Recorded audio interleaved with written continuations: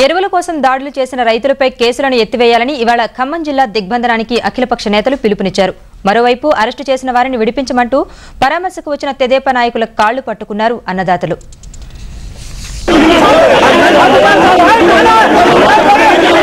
ఖమ్మంలో శుక్రవారం రైతులు రెచ్చిపోయారు. కళ్ల ముందే ఎరువుల నిల్వలు కనిపిస్తున్నా సరఫరాలో జాప్యాన్ని సహించలేకపోయారు. కడుపు మండి గోదాములపై దాడి చేశారు. పోలీసుల లాఠీచార్జీతో పరిస్థితి ఉద్రిక్తమైంది. అటు పోలీసులు ఇటు రైతులు గాయపడ్డారు.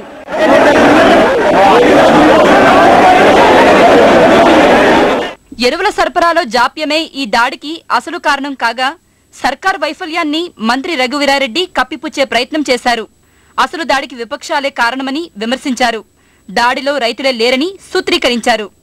వైరాలో కానీ లేక ఖమ్మంలో కానీ పుష్కలంగా ఉన్న అన్ని షాపుల్లో కూడా ఎరువులు ఉన్నాయి. కేవలం ప్రభుత్వాన్ని బదనాం చేయాలి లేక రాజకీయంగా లబ్ధి పొందాలి అని చేసినటువంటి ప్రయత్నం.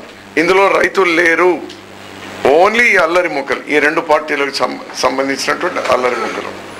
రైతు రాజ్యమని చెప్పుకునే సర్కారు దాడికి పాల్పడిన వారిపై వివిధ సెక్షన్లపై కేసులు పెట్టి జైలు పాలు చేసింది.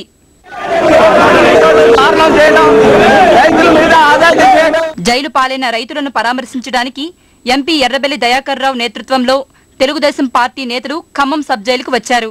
వారిని చూసి రైతులు కన్నీరు మున్నీరయ్యారు. విడిపించండంటూ కాళ్లు పట్టుకున్నారు.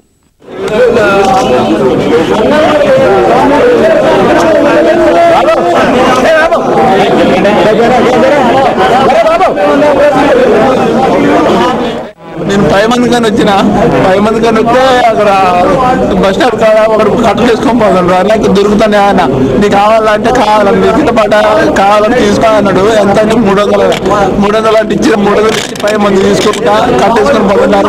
స్టేషన్లో పట్టుకొని ఇంటికి తీసుకొచ్చి ఇప్పుడు 1,00,000 రూపాయలు అప్పయింది. అన్నదాతలను జైలు పాలు చేసి మానసికంగా హింసిస్తున్న ముఖ్యమంత్రి వైఎస్ పాలనకు పతనం ప్రారంభమైందని తెలుగుదేశం పార్టీ నాయకులు అన్నారు. ఖమ్మం ఎరువుల లూటీ ఘటనలో సంఘ విద్రోహక శక్తులు ఉన్నాయన్న మంత్రి రఘువీరారెడ్డి ఆ విషయం ఖమ్మం సబ్ జైలుకు వచ్చి నిరూపిస్తే తెలుగుదేశం పార్టీ నాయకులంతా రాజకీయ సన్యాసం తీసుకుంటారని ఎర్రబెల్లి సవాల్ విసిరారు. రైతులు బాధతోటి చెప్తున్నారు, నేను కాంగ్రెస్ పార్టీ కార్యకర్తం, కాంగ్రెస్ పార్టీ కోటేశం, కానీ ఇంత నీచమైన ప్రభుత్వాన్ని ఎప్పుడు చూడలేదని కూడా కాంగ్రెస్ పార్టీ కార్యకర్తలు కూడా చెప్పడం. 395 అంటే దారి దోపిడి వాళ్ళు, 350కి దొంగతనం చేసే వాళ్ళు, 332 6 సెక్షన్లు 30 రోజుల బట్టి తిరిగి యాస్టుండి కళ్ళ ముందు ఎరువులు చేయకపోతుంటే ఏదో రూపంగా తీసుకుపోలేని ఉద్దేశంతో తీసుకుపోయారు తప్ప ఏదో దొంగతనం చేయాలనో దారి దోపిడీ చేయాలనో కాకుండా వాళ్ళను ఈరోజు జైలు పెట్టడం. నేను రాజశేఖర రెడ్డి గారిని నీ పతనానికి ఇది నాంది. ఇంట్లో రైతులు కాదని ఎవరన్నా ఒక్కరు కాదని నిరూపిస్తే తెలుగుదేశం పార్టీ మొత్తం సన్యాసం తీసుకుందాం సిద్ధంగా ఉన్నాం.